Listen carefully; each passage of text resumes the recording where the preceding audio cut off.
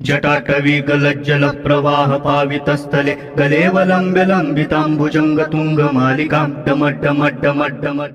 ओम सर्वे भवन्तु सुखिनः, सर्वे सन्तु निरामया, सर्वे भद्राणि पश्यन्तु, माँ कश्चित् दुःखभाग् भवेत्। ये स्पिरिचुअल प्रोडक्ट्स आपको shivago.com पर जेन्युइन और ऑथेंटिक मिलेंगे। नमस्कार, आप सबका हमारे चैनल ज्ञान द ट्रेजर पर स्वागत है। और हम आपको इस वीडियो में बताएंगे नारद मुनि के बारे में।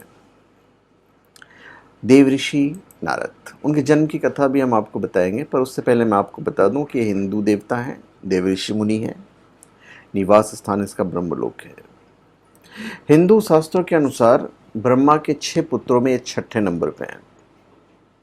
उन्हें कठिन तपस्या से ब्रह्मऋषि पद प्राप्त किया है। वे भगवान विष्णु के अनन्य भक्तों में से एक माने जाते हैं। देवऋषि नारद धर्म के प्रचार और लोक कल्याण हेतु सदैव प्रयत्नशील रहते हैं। शास्त्रों में इन्हें भगवान का मन कहा गया है। इसी कारण सभी युगों में, सभी लोकों में, समस्त विद्याओं में, समाज के सभी वर्गों में नारद जी का सदा ही एक महत्वपूर्ण स्थान रहा है। मात्र देवताओं ही नहीं वरन दानवों ने भी उन्हें सदैव आदर किया है और समय समय पर सभी ने उनसे परामर्श लिया है। श्रीमद् भागवत के 10वें अध्याय के 26वें श्लोक में स्वयं भगवान श्री कृष्ण ने इनकी महत्ता को स्वीकार करते हुए कहा है, देवर्षिणाम च नारद, देवर्षियों में मैं नारद हूं। श्रीमद् भागवत महापुराण का कथन है कि सृष्टि में भगवान ने देवऋषि नारद के रूप में तीसरा अवतार ग्रहण किया है और सात्वतंत्र, जिसे नारद पांचरात्र भी कहते हैं, का उपदेश दिया है, जिसमें सत्य कर्मों के द्वारा भव बंधन से मुक्ति का मार्ग दिखाया गया है। तो नारद जी मुनियों के देवता हैं। मैं इनके जन्म की एक कथा आपको सुनाता हूं। देवऋषि नारद पहले गंधर्व थे और एक बार ब्रह्मा जी की सभा में सभी देवता और गंधर्व भगवानम के संकीर्तन करने के लिए आए हुए थे। नारद जी भी अपने स्त्रियों के साथ उस सभा में गए। भगवान के संकीर्तन में विनोद करते हुए देखकर ब्रह्मा जी ने शाप दे दिया। जन्म लेने के बाद इनके पिता की मृत्यु हो गई। इनकी माता दासी का कार्य करके इनका भरण पोषण करने लगी। तो एक दिन गांव में कुछ महात्मा आए और चातुर्मास बिताने के लिए वहीं ठहर गए। नारद जी बचपन से अत्यंत सुशील थे। वह खेल कूद छोड़कर उन साधुओं के पास ही बैठे रहे और उनकी छोटी से छोटी सेवा भी बड़े मन से करते थे। संत सभा में जब भागवत कथा होती थी तो तन्मय होकर सुना करते थे और संत लोग उन्होंने अपना बचा हुआ भोजन खाने के लिए दे देते थे। तो साधु सेवा और सत्संग अमोघ फल प्रदान करने वाला होता है। तो उसके प्रभाव से नारद जी का जो हृदय था वो पवित्र हो गया और इनके समस्त पाप धुल गए।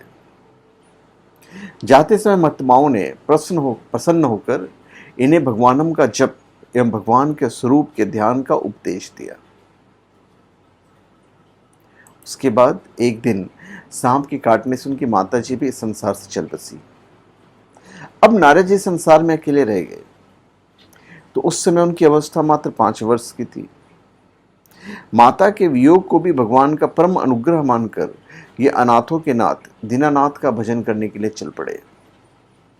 और एक दिन जब नारद जी वन में बैठकर भगवान के स्वरूप का ध्यान कर रहे थे तो अचानक इनके हृदय में भगवान प्रकट हो गए और थोड़ी देर तक अपने दिव्य स्वरूप की झलक दिखाकर अंतर्धान हो गए। भगवान का दोबारा दर्शन करने के लिए नारद जी के मन में परम व्याकुलता पैदा हुई और वो बार बार अपने मन को समेटकर भगवान के ध्यान का प्रयास करने लगे, किंतु सफल नहीं हुए। उसी समय आकाशवाणी हुई कि अब इस जन्म में फिर तुम्हें मेरा दर्शन नहीं होगा, अगले जन्म में तुम मेरे पार्षद रूप में मुझे पुनः प्राप्त करोगे। समय आने पर नारद जी का 5 भौतिक शरीर छूट गया और कल्प के अंत में वो ब्रह्मा जी के मानस पुत्र के रूप में अवतरण हुए। तो देवऋषि नारद भगवान के भक्तों में सर्वश्रेष्ठ है। यह भगवान की भक्ति और महात्म्य के विस्तार के लिए अपने वीणा का मधुर तान भगवत गुणों का गान करते हुए निरंतर विचरण किया करते हैं और इन्हें भगवान का मन कहा जाता है। तो इनके द्वारा प्रणीत भक्ति सूत्र में भक्ति की बड़ी ही सुंदर व्याख्या है। वायु पुराण में देव ऋषि के पद और लक्षण का वर्णन है। देवलोक में प्रतिष्ठा प्राप्त करने वाले ऋषिगण देव ऋषि नाम से जाने जाते हैं। भूत, वर्तमान और भविष्य तीनों कालों के ज्ञाता, सत्यभाषी, स्वयं का साक्षात्कार करके स्वयं में संबंध, कठोर तपस्या से लोक विख्यात, गर्भावस्था में ही अज्ञानी रूप अंधकार के नष्ट हो जाने से जिनमें ज्ञान का प्रकाश हो चुका हो, ऐसे मंत्रवेता तथा अपने ऐश्वर्य के बल से सब लोकों में सर्वत्र पहुंचने में सक्षम, मंत्रणा हेतु मनुष्यों से घिरे हुए देवता, दृक्ष और नृप देव ऋषि कहे जाते हैं। महाभारत के सभा पर्व के 5वें अध्याय में नारद जी के व्यक्तित्व का परिचय दिया गया है।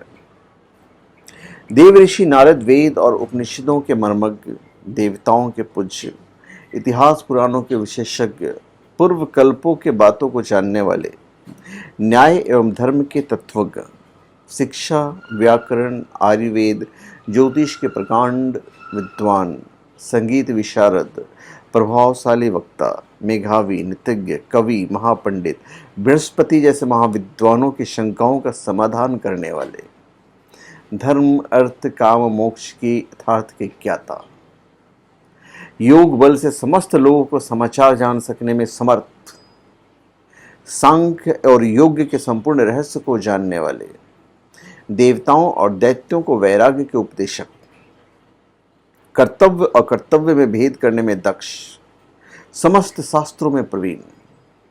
मतलब मैं क्या कहूँ अभी नारद जी के बारे में।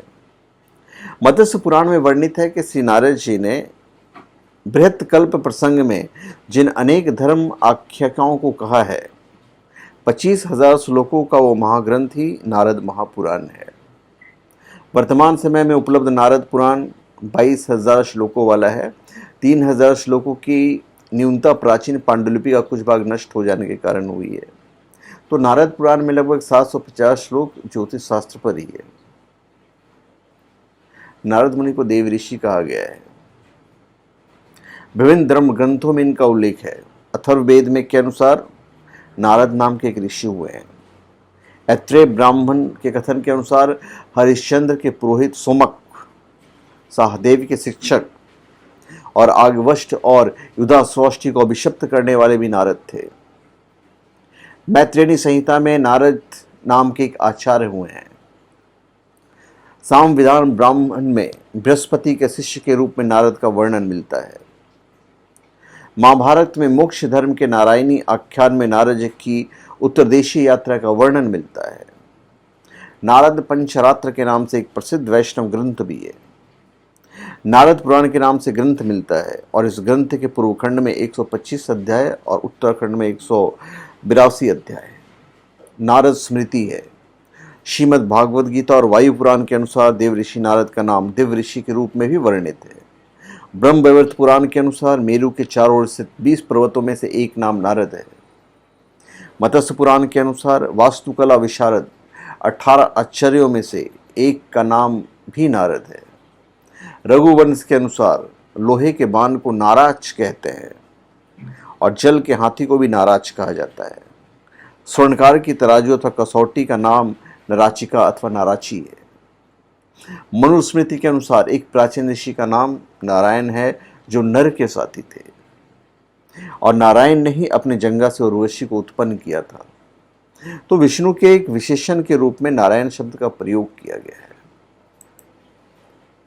तो इन्हें भगवान का मन कहा जाता है। इनके द्वारा प्रणीत भक्ति सूत्र में भक्ति की बड़ी ही सुंदर व्याख्या है। भक्त प्रहलाद, भक्त अम्बरीश, ध्रुव आदि भक्तों को उपदेश देकर इन्होंने ही उन्हें भक्ति मार्ग में प्रवृत्त किया है। इनकी समस्त लोगों में अबाधित गति है। इनका मंगलमय जीवन संसार के लिए मंगलीय है।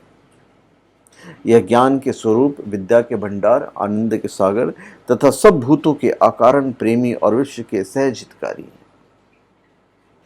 तो ये हमने आपको नारद जी की जन्म कथा भी बताई और महर्षि नारद जी के बारे में पूरी डिटेल मैंने आपको बताया है। तो धन्यवाद, आप सबका हमारे चैनल पर स्वागत है। आप हमारे चैनल पर सब्सक्राइब करें और अपने कमेंट दीजिए। धन्यवाद।